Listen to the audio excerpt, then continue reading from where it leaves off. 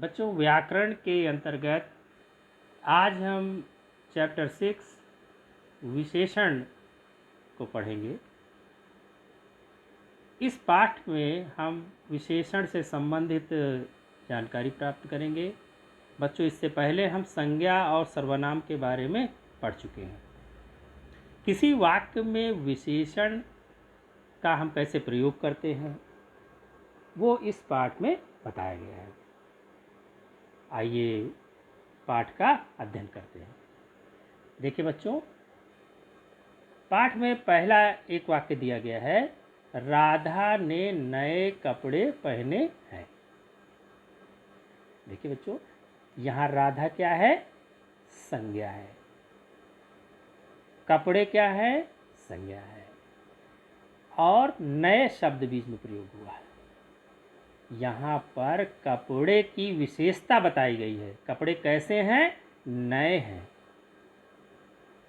इस तरह से यहाँ जो है नया जो शब्द है, नए जो है वो कपड़े की विशेषता को बता रहा है। इसी तरह बच्चों हम दूसरा वाक्य देखते हैं, अभिनव ने सफ़ेद जूते खरीदे। अब बच्चों यहाँ देखिए क्या है, शब्द है जूते। ठीक है, जूते के पहले क्या कौन सा शब्द प्रयोग किया गया? सफ़ेद। तो ये एक तरीके से जूतों के कलर की विशेषता बता रहे हैं, रंग की विशेषता बता रहे हैं। ठीक है,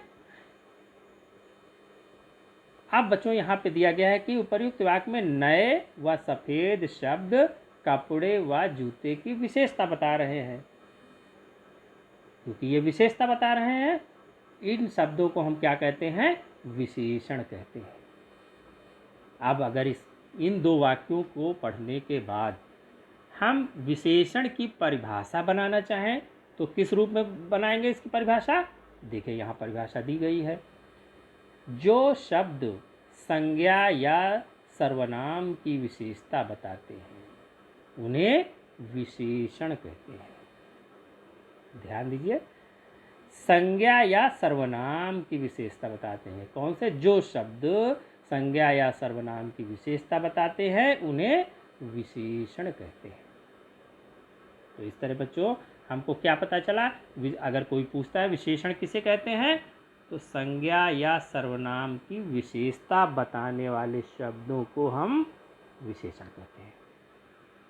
अब आइए बच्चों आगे, जिन संज्ञा व सर्वनाम शब्दों की विशेषता बताई जाती है उन्हें विशेष्य कहते हैं। प्रायः दो तरह के दो शब्द प्रयोग किए जाते हैं, विशेष्य और विशेषण। विशेषण क्या हो गया? विशेषता हो गई। विशेष्य क्या हो गया?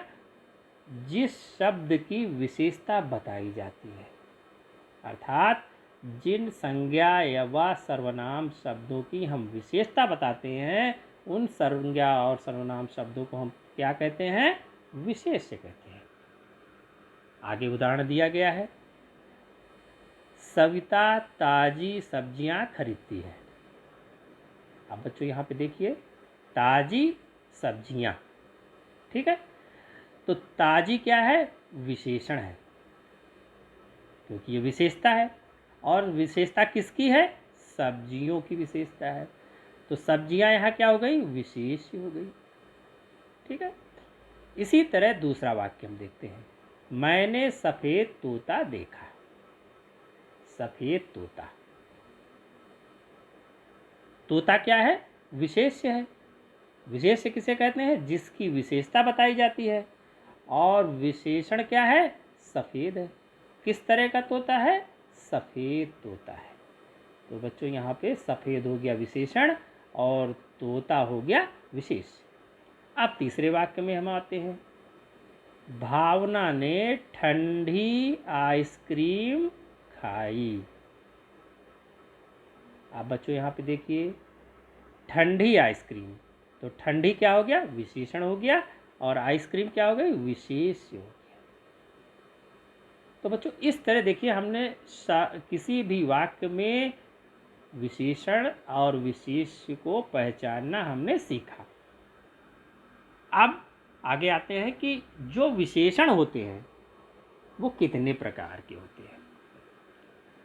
तो बच्चों विशेषण जो है वो 4 प्रकार के होते हैं। पहला कौन होता है? गुणवाचक विशेषण। दूसरा कौन है? परिमाणवाचक विशेषण। तीसरा है संख्यावाचक विशेषण। चौथा है सार्वनामिक विशेषण या संकेतवाचक विशेषण। बच्चों, ये 4 प्रकार के विशेषण होते हैं। अब इन चारों विशेषण के जो ये प्रकार हैं, इनके बारे में अब हम जानकारी प्राप्त करेंगे। अब पहले हम आते हैं गुणवाचक विशेषण पर। इसके बारे में क्या लिखा गया है कि ऐसे शब्द जो संज्ञा या सर्वनाम के गुण, दोष, रंग, दशा, आकार और स्वाद आदि विशेषताओं का बोध कराते हैं, उन्हें गुणवाचक विशेषण कहते हैं। तो ऐसे शब्द जो संज्ञा या सर्वनाम के गुण या दोष, रंग, दशा, आकार और स्वाद की विशेषता बताते हैं, उनको हम गुणवाचक विशेषण कहते हैं। अब आगे आइए उदाहरण में देखते हैं कि आखिर कैसे गुणवाचक विशेषण को हम कैसे पहचानेंगे। उदाहरण, आइए अगले पेज में आते हैं।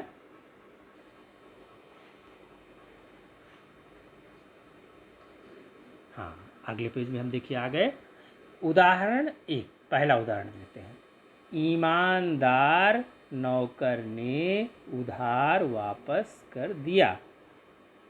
अब बच्चों, इस वाक्य में हम क्या देखते हैं कि ईमानदार, ईमानदार क्या है? वो एक गुण है। कोई भी आदमी है, ईमानदार है या कोई बुद्धिमान है, ये सब क्या है? उसके गुण हैं। तो यहाँ पर ईमानदार हो गया गुण। किसका गुण हो गया? नौकर का गुण हो गया। तो बच्चों, यहाँ ईमानदार शब्द जो है वो क्या हो गया? वो गुणवाचक विशेषण हो गया।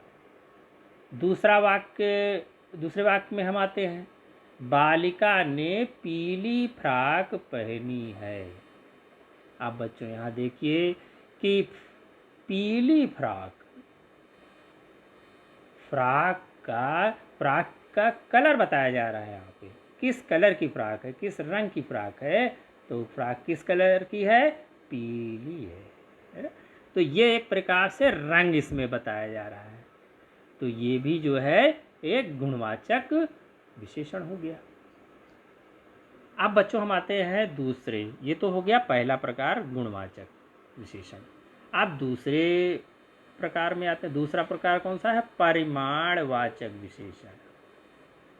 परिमाण अर्थात क्या होता है? क्वांटिटी, जिसको हम बोलते हैं कि मात्रा, कितना है परिमाण किसी चीज़ का। ऐसे शब्द जो संज्ञा या सर्वनाम शब्दों के परिमाण तथा नाप, तौल, मात्रा आदि का बोध कराते हैं, उन्हें परिमाणवाचक विशेषण कहते हैं। ठीक है। अब जैसे उदाहरणों में हम आ जाते हैं कि पहला उदाहरण है, वह कपड़ा 2 मीटर है। वह कपड़ा 2 मीटर है। अब यहाँ 2 मीटर क्या हो गया? कपड़े की क्वांटिटी को बता रहा है कि आखिर कपड़ा है कितना। तो बच्चों, यहाँ 2 मीटर क्या हो गया? परिमाणवाचक विशेषण हो गया। किसका विशेषण हुआ? कपड़े का विशेषण हुआ। ठीक है। अब अगले उदाहरण में हम आते हैं। रवि के पास 5 किलो चीनी है। तो यहाँ 5 किलो क्या हो गया? परिमाणवाचक विशेषण हो गया। इसी प्रकार तीसरे उदाहरण में आते हैं। गाड़ी में 2 लीटर पेट्रोल डलवा लेना।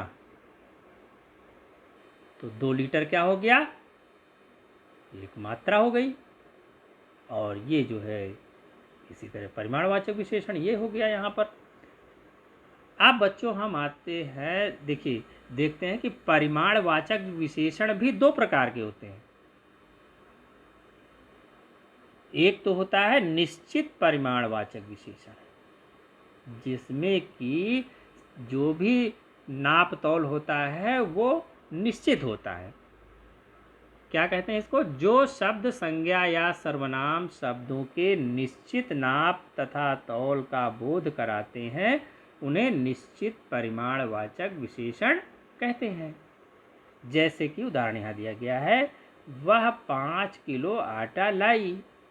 कितना आटा लाई? 5 किलो।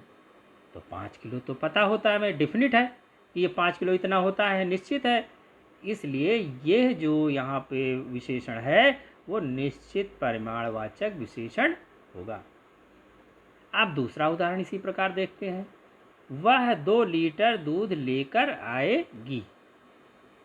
यहाँ पे दूध कितना है? 2 लीटर है। 2 लीटर निश्चित होता है, इसलिए यह निश्चित परिमाणवाचक विशेषण हुआ।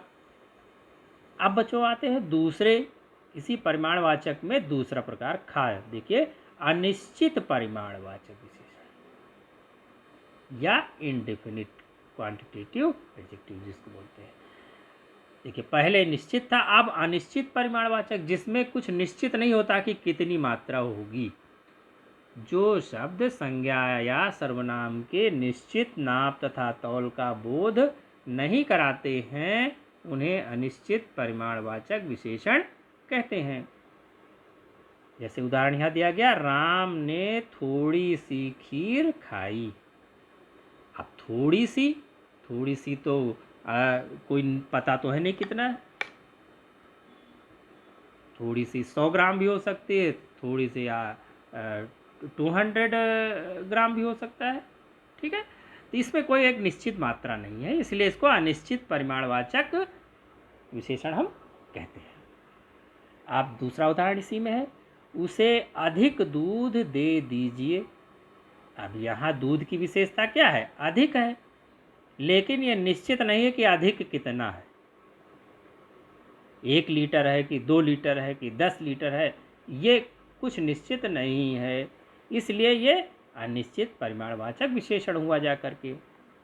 तो बच्चों, ये हमने परिमाणवाचक के बारे में ये जानकारी प्राप्त की, परिमाणवाचक विशेषण के बारे में। अब नंबर 3 आते हैं संख्यावाचक विशेषण। ऐसे शब्द जो संज्ञा या सर्वनाम शब्दों की संख्या का बोध कराते हैं उन्हें संख्यावाचक विशेषण कहते हैं। जैसे कि उदाहरण यहाँ दिया गया, उसके पास 2 कारें हैं। यहाँ कारें क्या है? संज्ञा शब्द है, और उसकी विशेषता बताने वाला शब्द कौन है? 2 है, और 2 क्या है? संख्यावाचक है, नंबर है कि 2। तो ये इसको हम कहेंगे, यहाँ पे 2 जो शब्द है उसको हम कहेंगे संख्यावाचक विशेषण। अब दूसरे उदाहरण पे आते हैं। राम के पास कुछ किताबें हैं।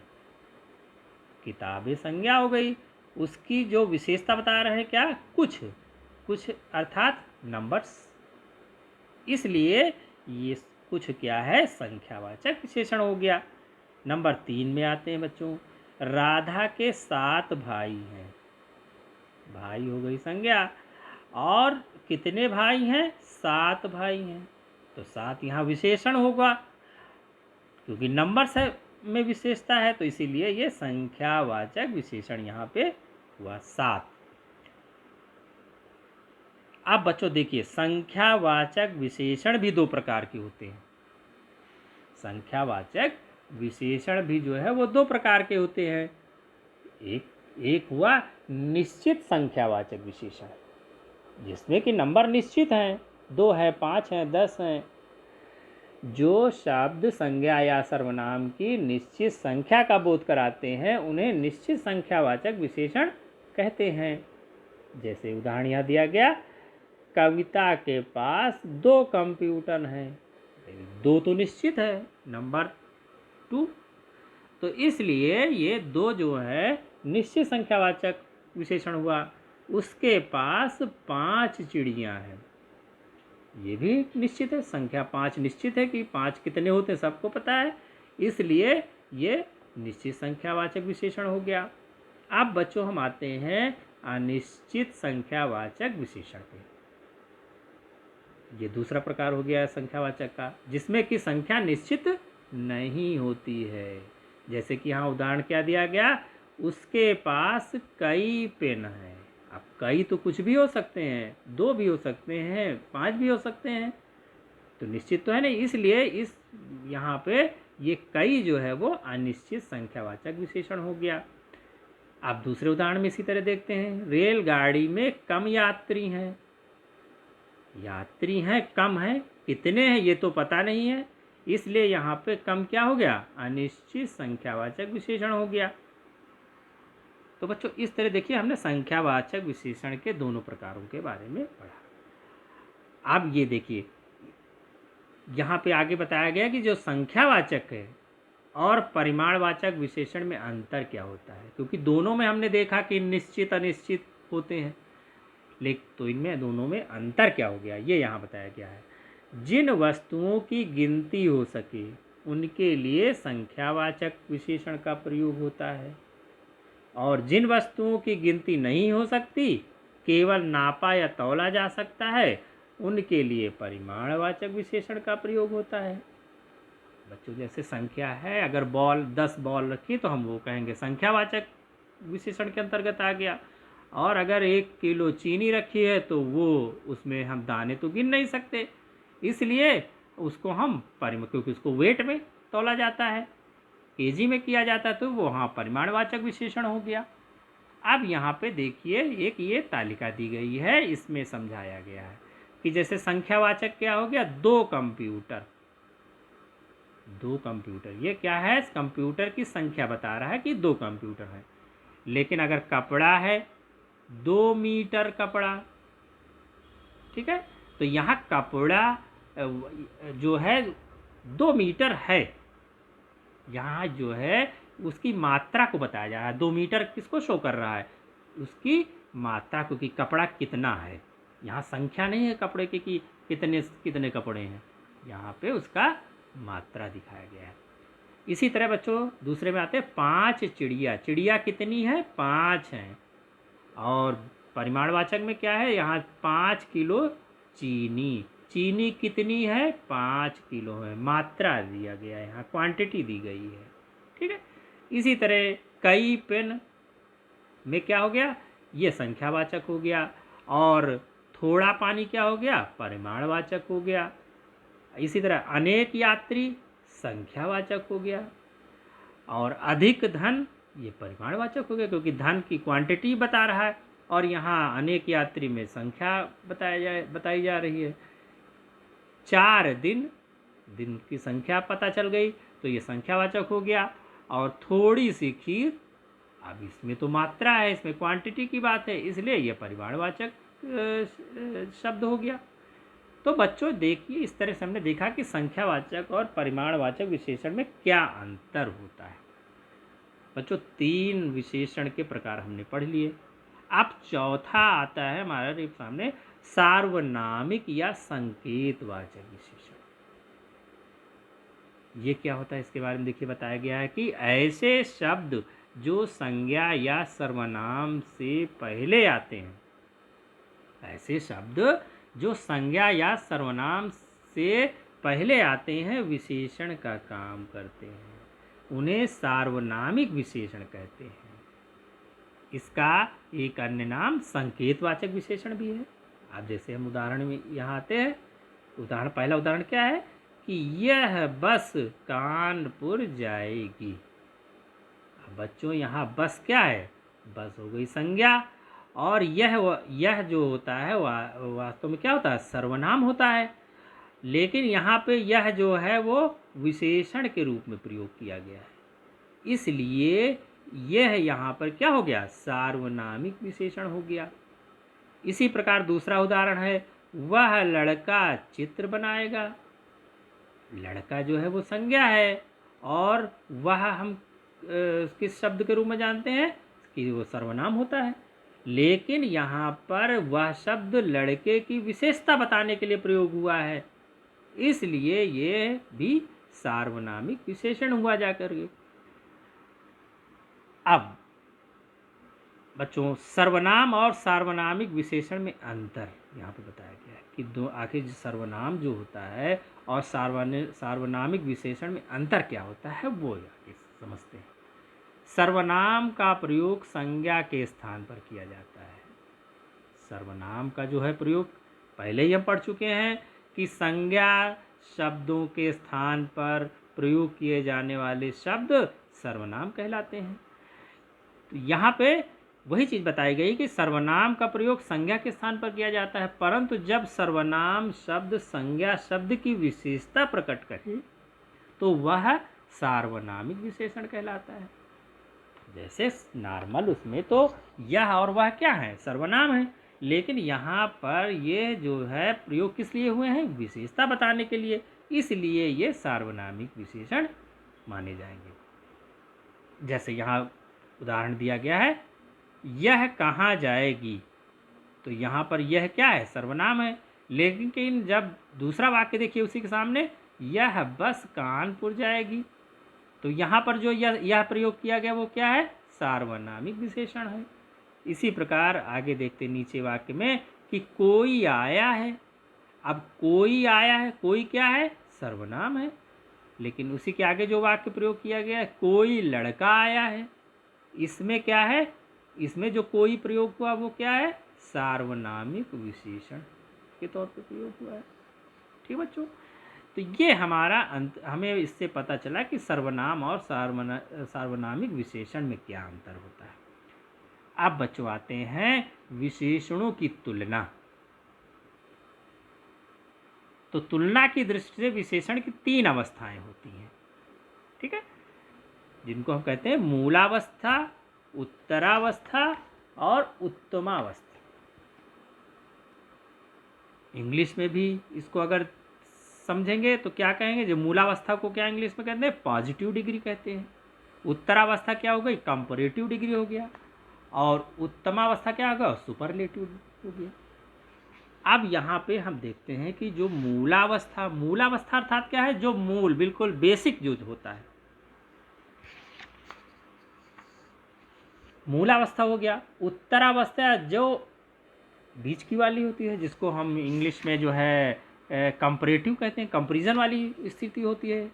और तीसरा जो है सुपरलेटिव, जो सबसे ऊपर होता है, जो सबसे उत्तम माना जाता है वो होता है। अब यहाँ देखिए बच्चों, ये तालिका दी गई, जैसे उच्च है, उच्च क्या है, विशेषता है, और इसकी जो उत्तरावस्था है वो क्या हो गई, उच्चतर, और जो उच्चतम स्थिति उत्तमावस्था क्या हो गई, उच्चतम हो गया। ठीक है, इसी प्रकार जो तीनों फॉर्म के हमको यहाँ पूरी तालिका दी गई है। सरल का जो सरल विशेषण होता है उसका, उसकी दूसरा जो कंपैरेटिव होता है वो उसको सरलतर कहते हैं, सुपरलेटिव को सरलतम कहते हैं।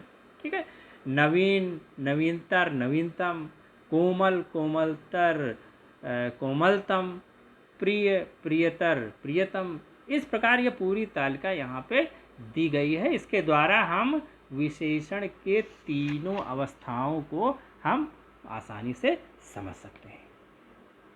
तो बच्चों, आज इस पाठ के माध्यम से हमने व्याकरण में विशेषण शब्दों के बारे में जानकारी प्राप्त